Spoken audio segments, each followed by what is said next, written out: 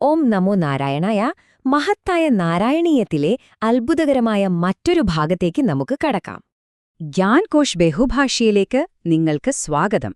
സനാതനധർമ്മത്തിന്റെയും ആത്മീയ അറിവുകളുടെയും ഒരു വലിയ ഡിജിറ്റൽ ശേഖരമാണിത്. നാരായണീയത്തെക്കുറിച്ചുള്ള നമ്മുടെ പരമ്പരയുടെ തുടർച്ചയായി ഇന്ന് നാം നാരായണീയം 27ാം ദശകത്തിലെ അമൂല്യമായ സന്ദേശങ്ങളാണ് ഈ വിവരണത്തിലൂടെ മനസ്സിലാക്കാൻ പോകുന്നത്. പാലാഴി മഥനവും അതിൽ ഭഗവാന്റെ അത്ഭുതകരമായ ഇടപെടലുകളുമാണ് ഇന്ന് നമ്മൾ കാണാൻ പോകുന്നത്. ദശകം 27, ശ്ലോകം 6. ക്ഷുബ്ധാദ്രോ ക്ഷുഭിതജലോദരേ തദാനീം ദുഗ്ധാഭ്യോ ഗുരുതരഭാരതോ നിമഗ്നേ ദേവേഷു വ്യഥിതതമേഷു തത് പ്രിയേഷീ പ്രാണൈഷീ കമഠതനും കഠോരപൃഷ്ഠാം. ഒന്ന് ആലോചിച്ചു നോക്കൂ. സമുദ്രമഥനത്തിനായി ഉപയോഗിച്ച ആ കൂറ്റൻ മന്ദരപർവ്വതം പാലാഴിയിലെ ജലത്തെ ആകെപ്പാടെ ഇളക്കിമറിച്ചു. പക്ഷെ എന്തുണ്ടായി? അതിന്റെ അതിഭീമമായ ഭാരം കാരണം അത് പതുക്കെ സമുദ്രത്തിന്റെ അടിത്തട്ടിലേക്കങ്ങ് താഴ്ന്നുപോയി. ഇതുകൊണ്ട് ദേവന്മാരാകെ പരിഭ്രാന്തരായി എന്തു ചെയ്യണമെന്നറിയാതെ അവർ വല്ലാതെ വിഷമിച്ചു. അപ്പോഴാണ് ഭക്തവത്സലനായ ഭഗവാൻ അവരുടെ സങ്കടമകറ്റാനായി അവതരിക്കുന്നത്. വളരെ കട്ടിയുള്ള പുറന്തോടുള്ള ഒരു ഭീമാകാരമായ ആമയുടെ, അതായത് കൂർമാവതാരത്തിന്റെ രൂപം ഭഗവാൻ സ്വീകരിച്ചു, ശരിക്കുമൊരു രക്ഷകനായി. ഇനി ദശകം 27, ശ്ലോകം 7 നോക്കാം. വജ്രാതി സ്ഥിരതര കർപ്പരേണ വിഷ്ണു വിസ്താരാത് പരികതലക്ഷയോജനേന അംബോധേ കുഹരഗതേന വർഷ്മണാത്വം നിർമ്മഗ്നം ക്ഷിതിധരനാഥ മുന്നിനേഥ. ഈ ശ്ലോകത്തിൽ മേൽപ്പത്തൂർ നാരായണ ഭട്ടതിരിപ്പാട് ഭഗവാന്റെ കൂർമാവതാരത്തിന്റെ വലിപ്പവും അളവറ്റ ശക്തിയുമാണ് വർണ്ണിക്കുന്നത്. ഇടിമിന്നലിനേക്കാൾ അല്ലെങ്കിൽ വജ്രായുധത്തേക്കാൾ കട്ടിയുള്ള പുറന്തോടുകൂടിയ ഒരു വലിയ ആമ, ലക്ഷക്കണക്കിന് യോജന വിസ്താരമുള്ള ആ രൂപം ഒന്ന് സങ്കൽപ്പിച്ചു നോക്കൂ. പാലാഴിയുടെ ഏറ്റവും അടിത്തട്ടിലേക്ക് ഊളിയിട്ടിറങ്ങി ആഴ്ന്നുപോയ ആ മഹാപർവ്വതത്തെ ഭഗവാൻ തന്റെ മുതുകിലേറ്റി വളരെ എളുപ്പത്തിൽ ഉയർത്തിക്കൊണ്ടുവന്നു. ഭഗവാന്റെ ശക്തിക്കും കാരുണ്യത്തിനും ഇതിലും വലിയൊരുദാഹരണം വേറെയുണ്ടോ? ഇല്ല എന്ന് തന്നെ പറയണം. ദശകം 27, ശ്ലോകം 8. ഉന്മഗ്നേ ഝടിതി തഥാ ധരാധരേന്ദ്രേ നിർമേഥുർദൃഢമിഹ സമ്മദേന സർവേ ആവിശ്യ ദ്വിതയഗണേബി സർപ്പരാജേ വൈവശ്യം പരിശമയന്ന വിവൃദ്ധതാൻ. അങ്ങനെ പർവ്വതം വീണ്ടും മുകളിലേക്ക് ഉയർന്നു വന്നപ്പോൾ ദേവന്മാരും അസുരന്മാരും വലിയ ആവേശത്തോടെ പാലാഴി വീണ്ടും കടയാൻ തുടങ്ങി. എന്നാൽ ആ മഹാസമുദ്രം കടയുക എന്നത് ചില്ലറക്കാര്യമല്ലല്ലോ, വലിയ ബുദ്ധിമുട്ടുള്ള ഒന്നായിരുന്നു അത്. അപ്പോൾ ഭഗവാൻ എന്തു ചെയ്തുവെന്നറിയാമോ? അദ്ദേഹം ദേവന്മാരിലും അസുരന്മാരിലും, എന്തിന് അവർ കടകോലായി ഉപയോഗിച്ച വാസുകി എന്ന സർപ്പത്തിൽ പോലും തന്റെ ദിവ്യ ചൈതന്യമായി പ്രവേശിച്ച് അവരുടെയെല്ലാം ക്ഷീണമകറ്റി എല്ലാവർക്കും ഒരു പുതിയ ഊർജവും ഉന്മേഷവും ഭഗവാൻ പകർന്നു നൽകി. അതൊരു വലിയ അത്ഭുതം തന്നെയായിരുന്നു.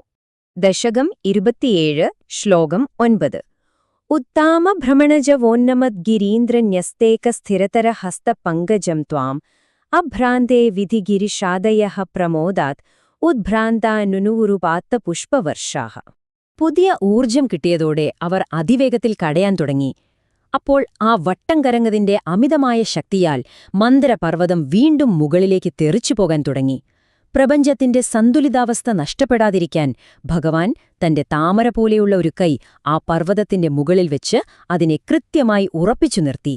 ഈ അത്ഭുത കാഴ്ച കണ്ട് ആകാശത്ത് നിന്നിരുന്ന ബ്രഹ്മാവും ശിവനും മറ്റു ദേവന്മാരുമെല്ലാം അതിയായ സന്തോഷത്തോടെ ഭഗവാന്റെ മേൽ പുഷ്പവൃഷ്ടി നടത്തി സ്തുതിച്ചു.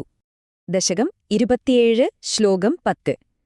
ദൈത്യോഘേ ഭുജഗമുഖാനിലേന തപ്തേ തേനൈവ ത്രിദശകുലേയപി കിഞ്ചിദാർത്തേ കാരുണ്യാത്വകിലദേവ വാരിവാഹഃ പ്രാവർഷണ്ണമരഗണാന്യ ദൈത്യസംഘാൻ. ഇവിടെ നാം ഭഗവാന്റെ വളരെ കൗശലപൂർണമായൊരു ലീലയാണ് കാണുന്നത്. വാസുകിയുടെ വായ്ഭാഗം പിടിക്കാൻ ഭഗവാൻ തന്ത്രപൂർവം അസുരന്മാരെ പ്രേരിപ്പിച്ചിരുന്നു എന്ന് നമുക്കറിയാമല്ലോ. അതിന്റെ ഫലമായി സർപ്പത്തിന്റെ വായിൽ നിന്നുള്ള ഉഗ്രമായ വിഷക്കാറ്റേറ്റ് അസുരന്മാർ വല്ലാതെ പൊള്ളി വലഞ്ഞു. ആ ചൂട് ചെറിയ തോതിൽ ദേവന്മാർക്കും ബുദ്ധിമുട്ടുണ്ടാക്കി. എന്നാൽ കാരുണ്യമൂർത്തിയായ ഭഗവാൻ മഴമേഘങ്ങളെ വരുത്തി ദേവന്മാരുടെ മേൽ മാത്രം കുളിർമഴ പെയ്യിച്ചു. അസുരന്മാർക്ക് ആ മഴ ലഭിച്ചതുമില്ല. ഭഗവാന്റെ കാരുണ്യം എപ്പോഴും ധർമ്മത്തിന്റെ പക്ഷത്താണ് എന്ന ഈ സംഭവം നമ്മെ ഓർമ്മിപ്പിക്കുന്നു, അല്ലേ? ദശകം 27, അവസാനത്തെ ശ്ലോകം, ശ്ലോകം 11. ഉദ്ഭ്രമ്യത് ബഹുതിമിനക്രചക്രവാലേ തത്രാബ്ധൗ ചിരമധിതേപി നിർവികാരേ ഏകസ്ത്വം കരയുഗകൃഷ്ടസർപ്പരാജ സംരാജൻ പവനപുരേശ പാഹി രോഗാത്. അങ്ങനെ സമുദ്രം വളരെ നേരം കടഞ്ഞിട്ടും അമൃതമുയർന്നു വന്നില്ല. പകരം തിമിംഗലങ്ങളും മുതലകളും പോലുള്ള കടൽ ജീവികൾ മാത്രമാണ് പുറത്തുവന്നത്. അപ്പോൾ ആ സമുദ്രം ഒരു മാറ്റവുമില്ലാതെ കിടക്കുന്നത് കണ്ട് ഭഗവാൻ തന്നെ നേരിട്ട് വാസുകിയുടെ രണ്ടറ്റവും പിടിച്ച് കടയാൻ ആരംഭിച്ചു. ആ സമയത്ത് ഭഗവാന്റെ രൂപം അത്യന്തം പ്രകാശപൂരിതമായിരുന്നു. ഈ മഹത്തായ ഭാഗം അവസാനിപ്പിക്കുമ്പോൾ മേൽപ്പത്തൂർ നാരായണ ഭട്ടതിരി ഗുരുവായൂരപ്പനോട് നടത്തുന്ന ആത്മാർത്ഥമായ പ്രാർത്ഥനയാണ് ഈ ശ്ലോകത്തിന്റെ കാതൽ. അല്ലയോ പവനപുരേശ, എന്റെ എല്ലാ രോഗങ്ങളും മാറ്റി എന്നെ രക്ഷിക്കണമേ എന്നാണ് അദ്ദേഹം പ്രാർത്ഥിക്കുന്നത്. ഇതൊന്ന് ചിന്തിച്ചു നോക്കൂ. നമ്മുടെ ജീവിതമാകുന്ന സമുദ്രം കടയുമ്പോഴും ഇത്തരം പല പ്രതിസന്ധികളും നമ്മൾ നേരിടാറില്ലേ? അപ്പോൾ ആത്യന്തികമായ ശാന്തിക്കായി നാമും ആ കാരുണ്യമൂർത്തിയിൽ ശരണം പ്രാപിക്കുകയല്ലേ വേണ്ടത്? തീർച്ചയായും അതെ. ഈ വിവരണം കണ്ടതിന് എല്ലാവർക്കും നന്ദി. ഗ്യാൻകോഷ് ഒരു ബഹുഭാഷാ ചാനലാണ്. ഇതിലൂടെ ഇംഗ്ലീഷ്, ഹിന്ദി, മറാഠി, തമിഴ്, ഗുജറാത്തി, മലയാളം, ബംഗാളി എന്നീ ഭാഷകളിൽ ഞങ്ങൾ ആത്മീയ അറിവുകൾ പങ്കുവയ്ക്കുന്നു. കൂടുതൽ പ്രധാന ഭാഷകളും വൈകാതെ തന്നെ ഇതിൽ ഉൾപ്പെടുത്തുന്നതാണ്. സനാതനധർമ്മത്തിന്റെ കാലാതീതമായ നിധികൾ ലളിതവും വ്യക്തവും അർത്ഥവത്തായതുമായ രീതിയിൽ നിങ്ങളിലേക്കെത്തിക്കുക എന്നതാണ് ഞങ്ങളുടെ ലക്ഷ്യം. ഞങ്ങളുടെ ചാനലിൽ ശ്രീമദ് ഭാഗവതം, ഭഗവത്ഗീത, മഹാഭാരതം, ലളിതാ സഹസ്രനാമം, ദൈവത്തിന്റെ കുറൾ, സൗന്ദര്യലഹരി, മഹാരാഷ്ട്രയിലെയും ബംഗാളിയിലെയും സന്യാസിമാരുടെ ചരിത്രം, കൂടാതെ ആദിശങ്കരാചാര്യരുടെ ദിവ്യ അവതാരകഥ എന്നിവയെക്കുറിച്ചുള്ള ദൈനംദിന ദൃശ്യാവിഷ്കാരങ്ങൾ നിങ്ങൾക്ക് ഒന്നിലധികം ഭാഷകളിൽ ലഭ്യമാകുന്നതാണ്. ഈ വിവരണം നിങ്ങൾക്ക് ഉപകാരപ്രദമായി തോന്നിയെങ്കിൽ ദയവായി ഗ്യാൻകോഷ് സബ്സ്ക്രൈബ് ചെയ്യുക. അങ്ങനെ ചെയ്താൽ എല്ലാ ദിവസവും ഞങ്ങളുടെ പുതിയ അറിവുകൾ നിങ്ങളിലേക്കെത്തും. ഈ ദിവ്യമായ അറിവ് ലൈക്ക് ചെയ്യാനും നിങ്ങളുടെ കുടുംബവുമായും സുഹൃത്തുക്കളുമായും സമൂഹവുമായും പങ്കുവയ്ക്കാനും മറക്കരുത്. സനാതനധർമ്മത്തിന്റെ ഈ പ്രകാശം നമുക്ക് ഒരുമിച്ച് എക്കാലവും തെരിയിച്ചു നിർത്താം. നന്ദി, നമസ്കാരം.